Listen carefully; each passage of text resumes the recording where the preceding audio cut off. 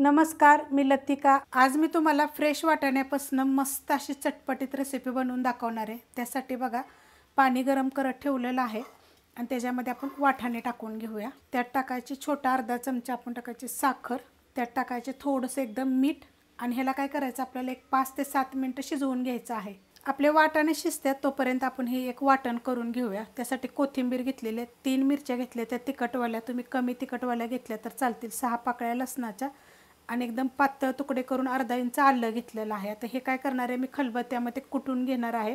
तुम्ही मिक्सरला जरी बारीक केलं तरी पण चालेल। खलबत्त्यामध्ये बघा मी कुटून घेतलेलं आहे, तुम्ही मिक्सरला जरी बारीक केलं तरी पण चालेल। 5 ते 7 मिनिट बघा मीडियम गॅसवर मी शिजवून घेतलेले आहेत। आता ह्याच्यामध्ये बघा चाळणीमध्ये ना माझ्याकडे वाटाणे होते, फ्रोझन वाटाणे, ते मी गेल्या वर्षी स्टोर करून ठेवलेले आहेत, ते पण मी घेतलेले आहेत। पण ह्या रेसिपीसाठी पूर्ण फ्रेशच पाहिजेत, तर हे बघा हे फ्रेश आहेत आणि हे फ्रोझन आहेत, म्हणजे मी साठवून ठेवलेले घरचे आहेत, विकतचे नाहीत। आता हे पण मी गाळून घेणार आहे। गाळून घेतलेले आहेत बघा। आणि जे फ्रेश वाटाणे होते ना ह्या वाटीच्या प्रमाणे 1 वाटी होते आणि जे हे मी गेल्या वर्षी स्टोर करून ठेवलेले जे होते ना हे अर्धी वाटी होते। पण ह्या रेसिपीसाठी तुम्ही पूर्णपणे फ्रेश वापरलं तरी पण चालेल, पण ते पण मी अशाच पद्धतीत थोडंसं उकळून बघा मी पसरून नंतर स्टोर करून ठेवले होते। ह्यांना पूर्ण थंड होऊन द्यायचं आणि थंड झाल्यानंतर आपल्याला ह्याला चॉपरला बारीक करून घ्यायचं। जर चॉपर नसेल का नाही तर तुम्ही वाटीनं किंवा ग्लासनं असं दाबलं तरी सुद्धा ह्याची पेस्ट होते।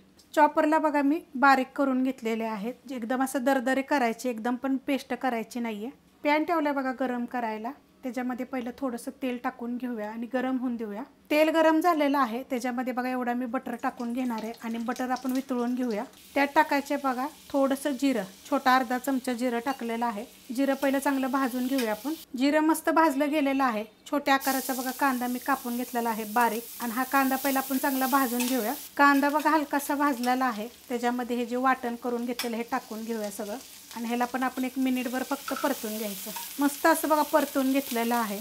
त्यात टाकायचे आता हे आपले वाटाणे मी टाकून घेतलेले आहेत, गॅस केलेला आहे मी बारीक। आता हे काय करायचं 1 मिनिटभर फक्त ह्याच्यामध्ये चांगलं परतून घ्यायचं। मस्त असं बघा परतून घेतलेलं आहे।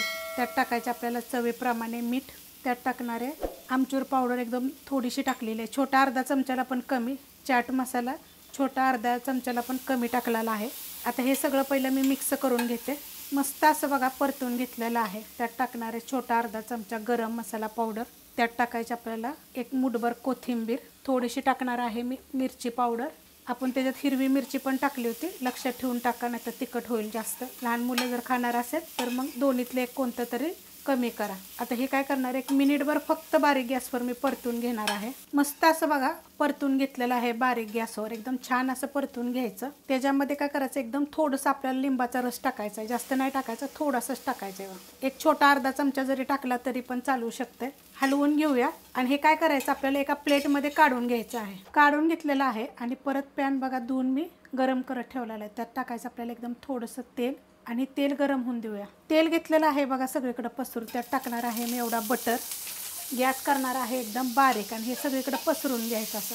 आता ह्याच्यात काय करायचं आपल्याला माहिती आहे का, लगेच असे पाव टाकायचे आहेत, गरम करून घ्यायचे आहेत बघा हलकेसे। तुम्हाला पाहिजे तर ह्याच्यामध्ये काय करायचं माहिती आहे का, आलं लसूण थोडीशी हिरवी मिरची किंवा चिली फ्लेक्स जरी टाकलं तरी पण चालू शकते ह्या तेल बटरमध्ये।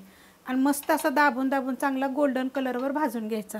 मस्त असं बघा दोन्ही साईडून भाजून घेतलेला आहे। आता आपण खाली काढून घेऊया। प्लेटमध्ये बघा मी काढून घेतलेलं आहे, त्याच्यावर टाकायचं आपल्याला थोडंसं असं टोमॅटो सॉस। ह्याच्या जागी तुम्ही जसं आंबट गोड चटणी जरी लावली तरी पण चालते, नाही तर शेजवान चटणी वगैरे असं काय जर असेल ना, सगळ्या रेसिपी मी अपलोड केलेल्या आहेत, ती जरी लावली तरी चालते, नाही तर हिरवी चटणी जरी लावली तरी चालते पुदिन्याची, ती पण मी अपलोड केलेली आहे। आता ह्याच्यामध्ये आपल्याला हे जे आपण बनवलं होतं का नाही वाटाण्याचं, हे टाकून घ्यायचं। ठेवून घेतलेलं आहे बघा, चांगलं दाबून दाबून असं ठेवलेलं आहे। आता ह्याच्यावर आपल्याला टाकायचे चीज बघा मी टाकून घेतलेलं आहे। ह्याच्यावर थोडासा बारीक असा कापून कांदा टाकू शकता, टोमॅटो टाकू शकता, खालीवर दोन्हीकडं पण असं थोडं थोडं चीज। आणि ते काहीतरी वेगवेगळ्या पद्धतीनं मुलांना घरी असलं की करून द्यायचं। अशा पद्धतीनं बघा फ्रेश वाटाण्यापासून तुम्हाला मी एक अशी पावाची रेसिपी बनवून दाखवलेली आहे।